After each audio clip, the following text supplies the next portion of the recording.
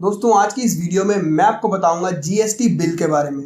जी हाँ दोस्तों, मैं आपको बताऊंगा जीएसटी क्या है और वो भी कुछ मिनटों में आपको पूरी तरह से समझ में आ जाएगा कि जीएसटी क्या है। दोस्तों मैं कोई अकाउंटेंट या फिर सीए तो नहीं हूँ जो कि आपको छोटी छोटी बारीकियों से मैं समझा पाऊँ और टेक्निकल टर्म्स में आपको बता पाऊँ इस जीएसटी बिल की क्या है। और दोस्तों अगर मैं ऐसे ही बताना चाहूँ तो मैं तो बता दूंगा, लेकिन शायद उन लोगों को समझ में ना आए जिन लोगों को ज़्यादा जानकारी नहीं है इन चीज़ों के बारे में। तो मेरा मकसद इस वीडियो को बनाने का यही था कि आप लोगों को बहुत आसानी से मैं एक छोटे से उदाहरण से बता पाऊँ कि जीएसटी क्या है।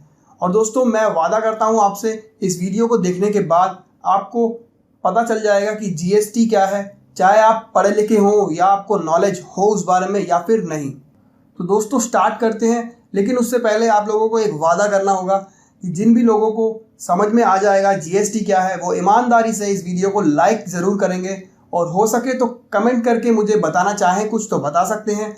और दोस्तों एक काम और करना होगा, आपको इस वीडियो को शेयर भी करना होगा। तो मेरे लिए ये फीस होगी एक तरीके से, अगर आप वीडियो को लाइक शेयर और कमेंट कर देंगे तो मैं समझूंगा कि जिन भी लोगों को समझ में आया कि जीएसटी क्या है और जिन भी लोगों को ये वीडियो अच्छी लगी वो लोग ईमानदार हैं, अपनी ईमानदारी से वो लाइक कर गए हैं और कमेंट कर गए हैं। तो दोस्तों मैं बताता हूँ आपको जीएसटी के बारे में। दोस्तों जीएसटी एक टैक्स है जो कि इनडायरेक्ट टैक्स है।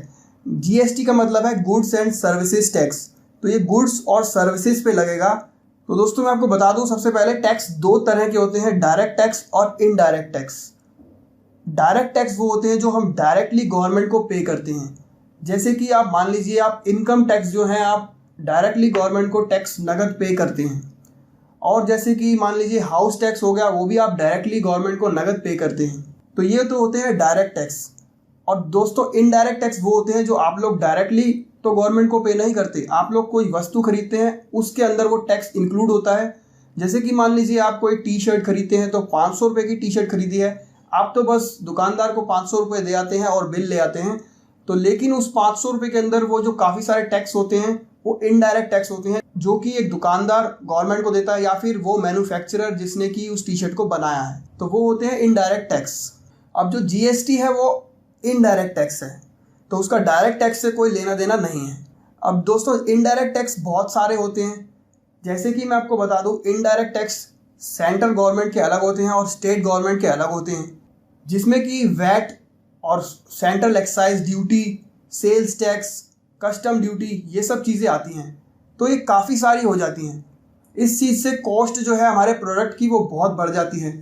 अब जीएसटी आ जाएगा तो ये सारे टैक्स जो है इनडायरेक्ट हट जाएंगे और तो इनडायरेक्ट टैक्स सिर्फ एक ही रह जाएगा, वो रह जाएगा जीएसटी। तो उससे जो मैंने रिसर्च करी है और पढ़ा है इंटरनेट पर और जिन भी लोगों से सुना है उस बारे में, तो मैंने यही सुना है कि उससे जो है फ़ायदा ही होगा। उससे कुछ चीज़ों की जो कॉस्ट है वो कम हो जाएगी, यानी कि चीज़ें सस्ती हो जाएंगी। तो दोस्तों एक उदाहरण से मैं आपको समझाने की कोशिश करूँगा कि जीएसटी क्या है और अब जो टैक्स लगता है वो क्या है। दोस्तों मान लीजिए आप एक टी शर्ट खरीदते हैं और उस टी शर्ट पर आप तो बस बिल बनवाते हैं और 5% जो है वैट पे कर देते हैं और उसको घर ले आते हैं। लेकिन आपको लगता है कि आपने 5% टैक्स पे किया, लेकिन दोस्तों उसके पीछे जो हिडन टैक्स होता है, जो इनडायरेक्ट टैक्स होता है, वो काफ़ी होता है, यानी कि 20-25% तक टैक्स ही होता है उसमें। तो वो जो टैक्स है उनके बारे में आपको पता ही नहीं होता और वो टैक्स किन किन टैक्स के ऊपर टैक्स लग के डबल हो जाता है, तो टैक्स ऑन टैक्स हो जाता है, वो भी आपको नहीं पता चलता। अब दोस्तों जो आपने टी शर्ट ली है वो मैन्युफैक्चरर ने जब बनाई है, कहीं से कपड़ा खरीदा, कहीं से मशीनें खरीदी और दूसरे स्टेट में ले गया, तो दूसरे स्टेट में ले जाने का पहले उसको टैक्स लगा। अब दोस्तों वो उसने बनाई, उसके बाद उसने रिटेल पर भेजी, अब वहाँ पे रिटेलर ने भी टैक्स भरा। अगर किसी और स्टेट में चली गई तो वहाँ पे अलग से स्टेट गवर्नमेंट का टैक्स लगा। अब उसके बाद आप लोगों ने खरीदी तो दोस्तों वहाँ पे आपने भी टैक्स पे किया। तो यहाँ पे जो है अलग अलग तरह के टैक्स हो गए और इसके बीच में कई सारे टैक्स बन जाते हैं कुछ चीज़ों पर। तो उससे क्या होता है, वो कॉस्ट जो है चीज़ की बढ़ती जाती है।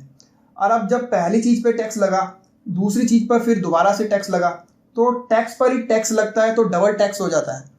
तो इन सभी चीज़ों से बचने के लिए और एक सेंट्रलाइज सिस्टम बनाने के लिए जीएसटी बिल को लाया गया है।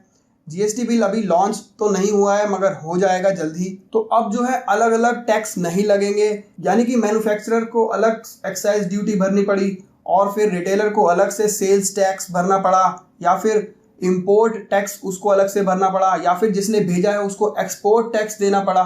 तो अलग अलग टैक्सेस से जो है बच जाएंगे। और सेंटर ने अलग टैक्स लगाया था और गवर्नमेंट ने अलग टैक्स लगाया था, तो उन सब की पॉलिसीज से गुजर कर जो है प्रोडक्ट आपके पास आता है और वहां पर भी वैट लग जाता है। तो काफ़ी हद तक ये चीज़ें बहुत कॉम्प्लिकेटेड थी, जिनको सिंपल करने की कोशिश की गई है। अब क्या होगा कि सिर्फ और सिर्फ एक ही टैक्स पे करना होगा, जीएसटी, यानी कि वो कुल मिला के जो होगा उसकी एक एवरेज परसेंटेज निकाली जाएगी। तो मान लीजिए पहले काफ़ी सारे अलग अलग 10%, 20% और 5% ऐसे ऐसे टैक्स लग के आपके पास प्रोडक्ट पहुंचता था। तो अब वो जो है डायरेक्ट आपको एंड में एक टैक्स लगेगा, जीएसटी, जो कि डिसाइड किया जाएगा गवर्नमेंट के हिसाब से, शायद 18% लगेगा। और कुछ प्रोडक्ट्स पर जो है ज़्यादा भी लग सकता है, लग्जरी प्रोडक्ट्स पर 28% तक लग सकता है। लेकिन दोस्तों जो रोज़मर्रा की चीज़ें हैं जैसे दूध, ब्रेड और अंडे, जैसे कि रोज़ खाने पीने की चीज़ें हैं, इन चीज़ों पर जो है टैक्स का अलग स्लैब बनेगा, उस पर कम टैक्स लगेगा। तो इससे चीज़ें सस्ती हो जाएंगी और काफ़ी हद तक पारदर्शिता रहेगी हर काम में। और इससे जो है गवर्नमेंट को भी बहुत फ़ायदा पहुंचने वाला है। इससे जो है टैक्स के दायरे में लोग आ जाएंगे, वो भी काफ़ी हद तक बहुत ज़्यादा आ जाएंगे।